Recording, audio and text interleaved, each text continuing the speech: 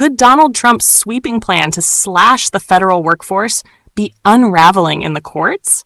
That question took center stage after a federal appeals court ruled that his attempt to fire thousands of federal employees across multiple agencies must remain on hold.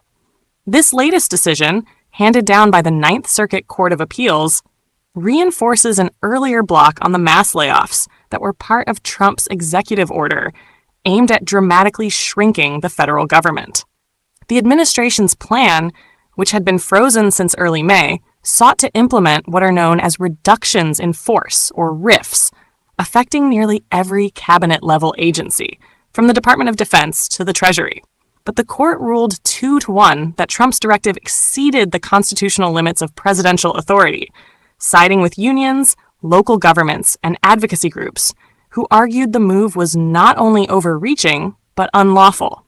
The court emphasized that while Congress has empowered federal agencies to carry out layoffs, that same power does not extend to the president. Writing for the majority, Judge William Fletcher said the kind of sweeping restructuring Trump envisioned has traditionally required congressional approval. This conclusion dealt a significant blow to the administration, which had also sought emergency relief from the Supreme Court earlier, though that request initially went nowhere. The lawsuit challenging Trump's order raised concerns over how the Office of Personnel Management, OPM, and the Office of Management and Budget, OMB, were directing agencies to implement the downsizing.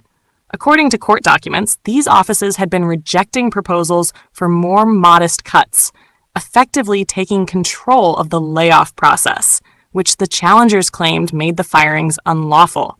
The case even targeted the Department of Government Efficiency for its role in the effort.